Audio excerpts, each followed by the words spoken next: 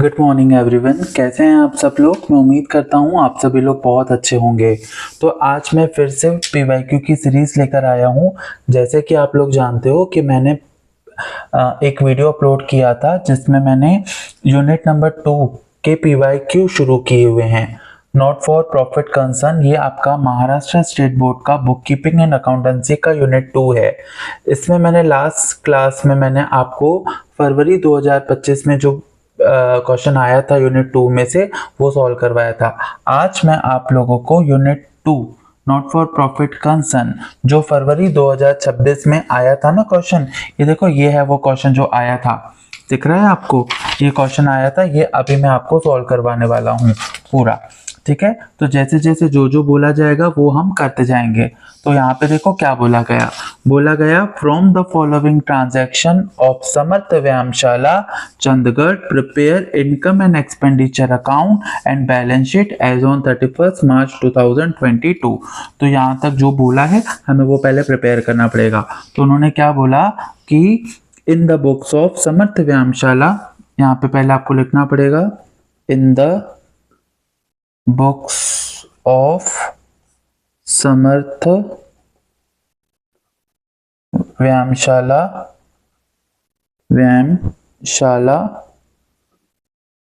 ठीक है, ये चंडीगढ़ पहले क्या प्रिपेयर करना है, इनकम एंड एक्सपेंडिचर अकाउंट। तो यहाँ पे लिखो इनकम एंड एक्सपेंडिचर अकाउंट, ठीक है। और यहाँ पे लिखो फॉर द ईयर एंडेड, क्या है, ईयर कब एंड हो रहा है, यहाँ पे देखो 31 मार्च 2022 लिखा हुआ है, 31 मार्च 2022।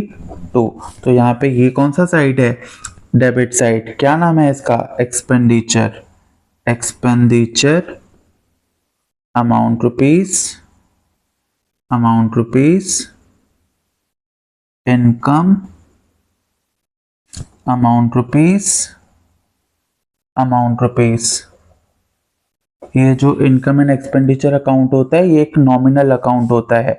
नॉमिनल अकाउंट बोलता है कि all the expenses and losses debit, इसलिए समर्थ व्यायामशाला के जितने भी खर्चे होंगे वो हम डेबिट साइड में रिकॉर्ड करेंगे। समर्थ व्यायामशाला की जितनी भी इनकम्स होंगी वो क्रेडिट साइड में रिकॉर्ड करेंगे। ठीक है, ये पूरे के पूरे 12 महीनों में समर्थ व्यायामशाला के जितने भी खर्चे होंगे वो पूरे के पूरे यहाँ रिकॉर्ड करने हैं। और इसकी इनकम, समर्थ व्यायामशाला की जितनी भी इनकम होगी वो हमें इनकम साइड में रिकॉर्ड करनी है। आगे क्या बोला गया था, बैलेंस शीट भी प्रिपेयर करनी है। तो हम लोगों ने income and expenditure account prepare कर लिया, अब हम लोग बैलेंस शीट प्रिपेयर करेंगे। बैलेंस शीट यहाँ पे लिखो एज ऑन 31 मार्च 2000, ये जो है ना भाई 22, ये पहला वाला क्या होता है,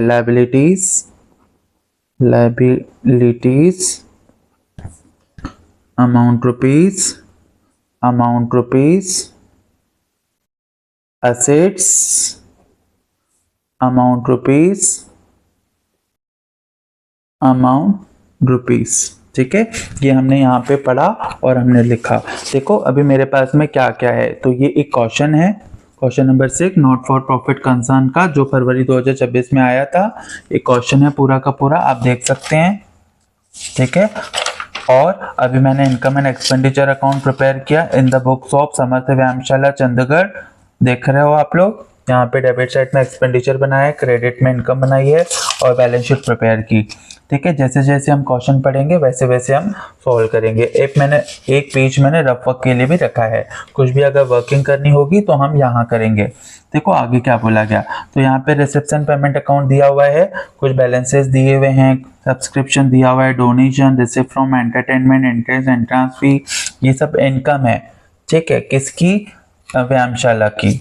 उसके बाद में व्यायामशाला ने कौन कौन सी पेमेंट्स की, सैलरी की, entertainment expense, sundry expense, electricity, rent, investment, printing and stationery, postage, fixed deposit, कुछ बैलेंस भी बचा हुआ है, ये सारी पेमेंट्स हैं।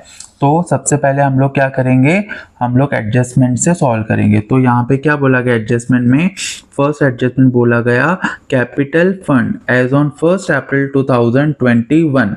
ठीक है, तो प्रीवियस ईयर में हमारा कैपिटल फंड कितना था, 2,10,000। तो हमें यहाँ पे लिखना पड़ेगा। देखो और एक बात बताऊं, आप करंट ईयर भी देख लेना, अगर ईयर एंड हो रहा है 22 को तो स्टार्ट कब हुआ होगा, 21। यस, 1 अप्रैल 2021 से लेकर तो 31 मार्च 2022 तक इन 12 महीनों का इनकम एंड एक्सपेंडिचर अकाउंट बनेगा। और 31 मार्च 2022 को समर्थ व्यायामशाला का किस तरीके का फाइनेंशियल पोजीशन है वो यहाँ दिखना पड़ेगा। तो जो ये कैपिटल फंड है ये लायबिलिटी में आ जाएगा, यहाँ लिखो कैपिटल फंड कितना है, 2,10,000। इसको इनर में लिखो, इसमें बहुत सारी चीजें प्लस माइनस करनी रहती है इसलिए। उसके बाद में सेकंड एडजस्टमेंट देखो, बोला गया प्रीवियस ईयर में 1 अप्रैल 2021 में बिल्डिंग 1,50,000 की थी और फर्नीचर 45,000 का था। तो पहले हम बिल्डिंग का लिखेंगे, बिल्डिंग कितने की थी, बिल्डिंग 1,50,000। ठीक है, अब इसमें देखो थर्ड एडजस्टमेंट में क्या बोला गया कि बिल्डिंग पर डेप्रिसिएशन चार्ज करना है, कितना, 5% पर एनम। तो लेस करेंगे depreciation at the rate 5%। Sorry, depreciation at the rate 5%। तो इसका 10% कितना होता है, 15,000, और इसका आधा कितना होता है, 7,500। तो ये 7,500 माइनस कर दो, तो ये कितना आया यहाँ पे, 1,42,500। ठीक है, ये 43 और 7 150। ठीक है, और इसका सेकंड इफेक्ट करते हैं। पहले हम लोग ना फर्नीचर का भी लिख लेते हैं। देखो फर्नीचर के बारे में भी यही बोला गया, फर्नीचर कितना है, 45,000 रुपए। और यहाँ पे कितना डेप्रिसिएशन चार्ज करना है, एडजस्टमेंट में बोला गया कि and on furniture eight 10% per annum. तो यहाँ पे लिखो डेप्रिसिएशन एट द रेट 10%। तो इसका 45,000 का 10% कितना होता है, 4,500 रुपये। 4,500 माइनस करने के बाद में कितना आया, 40,500 रुपये। ठीक है, क्लियर हुआ। अब ये दोनों के दोनों डेप्रिसिएशन कहाँ आ जाएंगे, एक्सपेंडिचर साइड। तो यहाँ पे ये देखो मैंने इनकम एंड एक्सपेंडिचर अकाउंट का एक्सपेंडिचर साइड ओपन किया है। यहाँ पे लिखो टू डेप्रिसिएशन, और पहला लिखो आप क्या, बिल्डिंग कितना है, 7,500।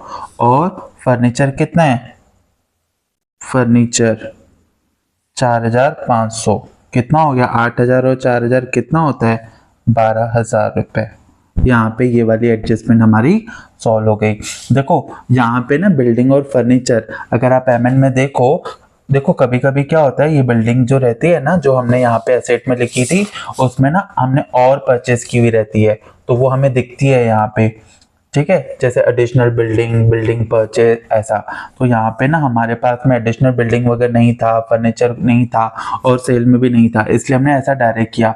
अगर कभी आपको यहाँ पे दिख जाए कि और हमने फर्नीचर परचेज किया है और वो फर्नीचर है अक्टूबर को परचेज किया, तो उस वक्त में आपने देख लेना कि आपने कितने महीने यूज़ किया है।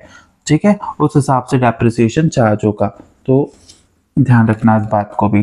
ठीक है, तो यहाँ पे ये एडजस्टमेंट हो गई। उसके बाद में नेक्स्ट एडजस्टमेंट देखो क्या बोला गया, 50% entrance fee to be capitalize. अब एंट्रेंस फी देखो कहाँ है, देखो कहाँ है एंट्रेंस फी, यहाँ है। कहाँ दी हुई है, रिसिव। रिसिव मतलब क्या होता है, इनकम। तो यहाँ पे आप लिखो, क्या लिखोगे, bye entrance fee. Entrance fee कितना है, एंट्रेंस फी 18,600। ठीक है, इसमें आप लेस करना, लेस 50% कैपिटलाइज्ड। इसका 50% कितना हो जाएगा, 9,300। ठीक है, और यहाँ पे आउटर में कितना आ जाएगा, 9,300। अब ये 50% जो कैपिटलाइज्ड है ना, वो कैपिटल फंड में ऐड कर देना। जहाँ पे लायबिलिटी लिखी थी ना आपने, यहाँ पे ऐड कर देना, ऐड एंट्रेंस फी ठीक है, और यहाँ पे लिख देना कैपिटलाइज्ड कितना 9300। क्लियर हुआ। तो फाइनली हमने ये वाली भी एडजस्टमेंट सॉल्व कर ली। अब यहाँ पे देखो क्या बोला गया टोटल कितने मेंबर्स है, 1500 मेंबर्स है, और एक मेंबर कितना पे कर रहा है साल में, ईयरली सब्सक्रिप्शन कितना पे करता है 50। तो 1500 को अगर आप 50 से मल्टीप्लाई करोगे तो कितना आया, देखो 0 से किसी से भी मल्टीप्लाई करोगे तो 0 ही आएगा, है ना।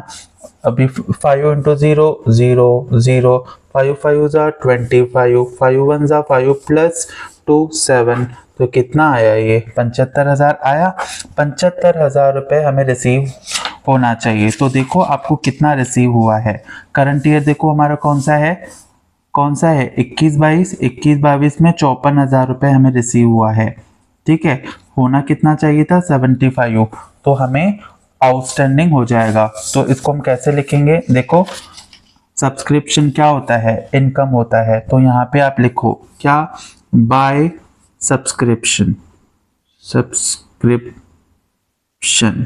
सब्सक्रिप्शन कितना दिया हुआ है 21-22, जो कि हमारा करंट ईयर है, कितना 54,000 रुपये। ठीक है, इसमें ऐड करो outstanding subscription for current year. देखो टोटल कितना चाहिए 75,000 रुपये, 54,000 में मैं कितना मिलाऊं जो 75,000 आ जाएगा, है ना, कितना मिलाऊं 75 आ जाएगा। तो यहाँ पे आप देखो 75 में से 54 माइनस करो 1 2, 21,000 जब मैं इसमें मिलाऊंगा तो मेरा 75,000 आ जाएगा। तो ये आउटस्टैंडिंग हो गया। क्रेडिट में ऐड मतलब क्रेडिट होता है, तो डेबिट कहाँ, असेट साइड, तो ये आप असेट साइड में लिखो, क्या लिखोगे, subscription outstanding for current year कितना 21,000, जो कि आपको सीधा आउटर में लिखना है। क्लियर हुआ। और यहाँ पे देखो इन एडवांस भी आपको रिसीव हुआ है, ठीक है, कितना 1230। तो इन एडवांस अगर आपको रिसीव होता है तो वो कहाँ आता है, रिसीव वाली चीजें दो जगह जाती है, इनकम और लायबिलिटी, तो ये लायबिलिटी में चला जाएगा, कितना 1230। यहाँ पे आप लिखना subscription received in advance, subscription received in advance, ठीक है, कितना 1230। क्लियर हुआ। तो फाइनली हमने ये सारी एडजस्टमेंट कर ली। देखो कैपिटल फंड हमने रिकॉर्ड कर लिया, असेट वाली बिल्डिंग और फर्नीचर भी हो गई। क्या हमने डेप्रिसिएशन दोनों पे चार्ज किया। एक बार क्रॉस चेक कर लो, यहाँ पे देखो माइनस हुआ है, क्या मैंने इनकम में लिखा, क्या यहाँ पे लिखा है, इसको चेक कर लेना। एंट्रेंस फी देखो मैंने यहाँ पे लेस की है, कैपिटल में ऐड की, क्या देख लेना। सब्सक्रिप्शन भी मैंने यहाँ ऐड किया है, इसका सेकंड इफेक्ट यहाँ पे किया, क्या स्टेट में चेक कर लेना, ज़रूरी होता है। ठीक है, एंट्रेंस फी भी हो गया और ये वाला मेंबर्स का भी हो गया। तो हमारी एडजस्टमेंट सारी हो गई। अब आपको क्या करना है, रिसिप्ट साइड को देखना है। ठीक है, देखो होता क्या है, ये जो receipt income and expenditure account होता है ना, एक नॉमिनल अकाउंट होता है, तो यहाँ पे सारे के सारे रेवेन्यू एक्सपेंडिचर रिकॉर्ड किए जाते हैं। ठीक है, कैपिटल एक्सपेंडिचर जो होते हैं ना, जो बाय चांस होते हैं, वो सब असेट साइड में चले जाते हैं। और यहाँ पे जो इनकम होती है ना, यहाँ पे रेवेन्यू इनकम रिकॉर्ड की जाती है। रेवेन्यू इनकम मतलब क्या होता है, ऐसी इनकम जो फ्रिक्वेंटली होती रहती है, वो सारी इनकम यहाँ रिकॉर्ड होगी। और जो बाय चांस हो जाती है तो उसे हम लायबिलिटी में रिकॉर्ड कर लेते हैं। ठीक है, आया ध्यान में। अब देखो यहाँ पे क्या हो जाएगा, अब यहाँ पे देखो क्या क्या बचा है रिसिप्ट में। ये जो बैलेंस बीडी रहता है ना, ये कहीं नहीं आता है, तो इसे कुछ नहीं करना। ठीक है, उसके बाद में सब्सक्रिप्शन हो गया। डोनेशन, देखो डोनेशन क्या है, तो डोनेशन क्या होता है, डोनेशन इनकम। ठीक है, डोनेशन कहाँ जाएगा, इनकम। अगर कैपिटल वर्ड दिख जाए तो फिर आपने लायबिलिटी में लिखना, लेकिन नहीं है ना, इसलिए आप इसको इनकम में लिखना। तो लिखो, देखो 2 होता है ना, ये बाय बन जाता है। बाय कहाँ लिखते हैं, क्रेडिट साइड में, बाय डोनेशन कितना 18,000। क्लियर हुआ। नेक्स्ट क्या है, रिसिप्ट फ्रॉम एंटरटेनमेंट, ये भी यहीं आ जाएगा, by receipts from entertainment, entertainment कितना 16,200। इनको डायरेक्ट आउटर में लिखना। उसके बाद में इंटरेस्ट भी यहीं आ जाता है, बाय इंटरेस्ट कितना है 1,200। उसके बाद में एंट्रेंस फी हमने ऑलरेडी लिख लिया था। अब पेमेंट की तरफ आओ। देखो सैलरी कहाँ आएगा, यहीं आएगा, टू सैलरीज कितना 18,000। उसके बाद में एंटरटेनमेंट एक्सपेंसेस भी यहीं आते हैं, टू एंटरटेनमेंट एक्सपेंसेस, ठीक है। कितना है एंटरटेनमेंट एक्सपेंसेस 7,440 रुपये। उसके बाद में सन्ड्री एक्सपेंसेस भी यहीं आएंगे, टू सन्ड्री एक्सपेंसेस कितने हैं 3,900 रुपये। उसके बाद में इलेक्ट्रिसिटी चार्जेस भी यहीं आएगा, टू इलेक्ट्रिसिटी चार्जेस कितना 3,600 रुपये। उसके बाद में रेंट भी यहीं आएगा, टू रेंट 2,100। उसके बाद में इन्वेस्टमेंट क्या होती है, असेट, तो असेट में लिखना आपने क्या इन्वेस्टमेंट। इन्वेस्टमेंट कितनी है इन्वेस्टमेंट 45,000 रुपये की, तो यहाँ आ जाएगी। उसके बाद में प्रिंटिंग एंड स्टेशनरी कहाँ जाएगा, ये जाएगा एक्सपेंडिचर साइड। आपने लिखना है यहाँ पे एक्सपेंडिचर में क्या लिखोगे, to printing and stationery, printing and stationery, stationery कितना 2,400। उसके बाद में पोस्टेज भी यहीं आएगा, टू पोस्टेज कितना 9,600। उसके बाद में फिक्स डिपॉजिट कहाँ आएगा, asset side, fix deposit, fix deposit कितना है 11,700। उसके बाद में बाय बैलेंस सीडी मतलब कैश इन हैंड कितना है, कैश इन हैंड कितना है 20,490, 20,490। क्लियर हुआ। तो हमने फाइनली सब कुछ हमने रिकॉर्ड कर लिया। देखो एक बात सुनो, ये जो है ना रिसेप्शन पेमेंट अकाउंट, ये जो रिसिप्ट्स होते हैं ना, ये या तो कहाँ जाते हैं, इनकम में या तो लायबिलिटी में। ये पेमेंट होते हैं ना, ये या तो एक्सपेंसेस में जाते हैं, एक्सपेंडिचर में, या तो ये असेट साइड में आते हैं, ठीक है। ये रिसिप्ट साइड वाले कभी भी एक्सपेंडिचर में नहीं आते, ना कि असेट में आते हैं, ठीक है। वैसे ही पेमेंट वाले कभी भी इनकम में नहीं आते हैं और लायबिलिटी में नहीं आते हैं। इस बात को ध्यान रखना आप लोगों ने। तो फाइनली हमको जो भी दिया हुआ था हमने सब कुछ ट्रांसफ़र कर लिया है। अभी हमें सिर्फ और सिर्फ बैलेंस करना है, ठीक है। अब देखो आओ हम बैलेंस करते हैं। सबसे पहले तो देखो इनको हम बैलेंस करेंगे। तो मेरे पास में एक रफ है, इसमें देखो मिलाओ, इसमें जल्दी जल्दी से कितना हो जाएगा बताओ। देखो यहाँ पे इसमें पहले एक्सपेंडिचर और इनकम प्लस करनी पड़ेगी, ठीक है। चलो प्लस करते हैं। देखो क्या क्या बोला गया,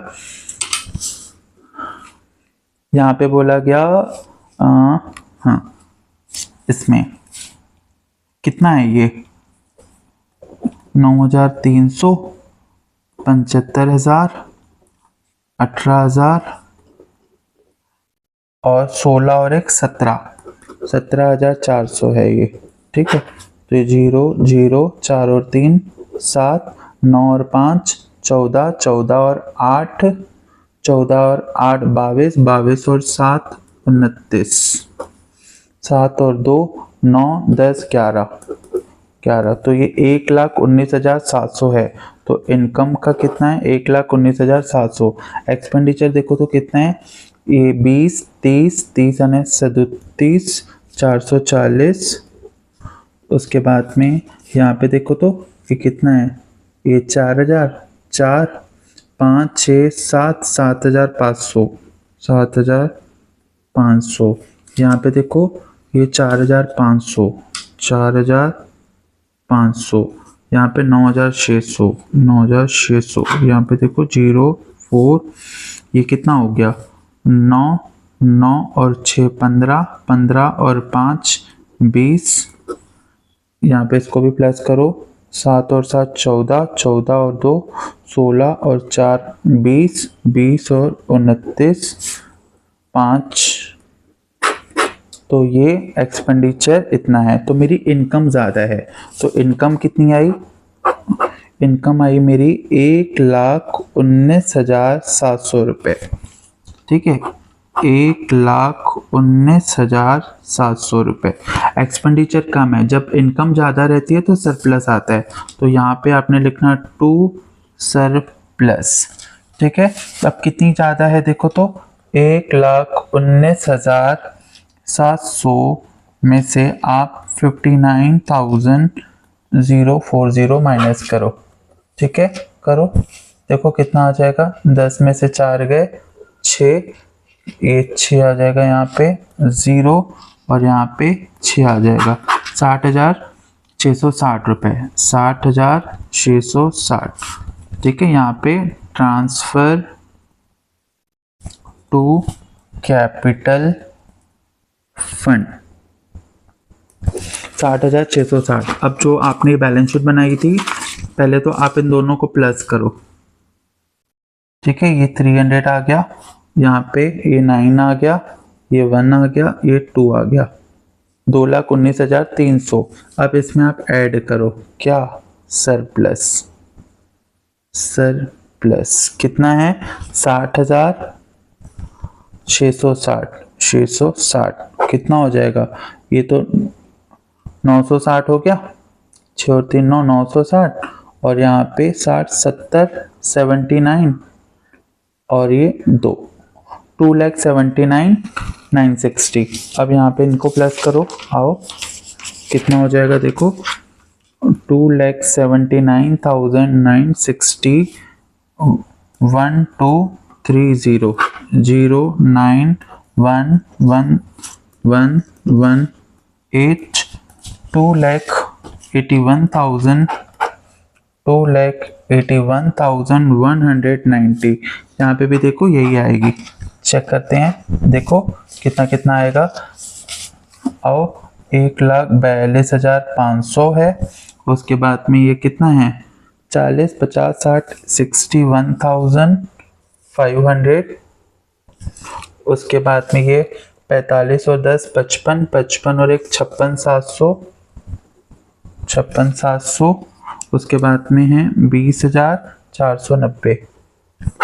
ये 0 9, ये कितना हो जाएगा? 5 और 5 10, 10 और 7 17, 17 और 4 21 2, ये 5 5 और 6 11 1 1, 10 और 1 11, 11 और 5 16, 16 17 18 8 1 1 और 1 2, 2,81,190। देखो 2,81,190 दिख रहा है। अभी हम लोगों की टैली हो गई। तो मैं आपको फिर से एक बार बता देता हूँ। देखो हमारे पास में ये क्वेश्चन था, ठीक है, ये हमारा क्वेश्चन था नॉट फॉर प्रॉफिट कंसर्न का, यूनिट नंबर 2 फरवरी 2026 में आया था।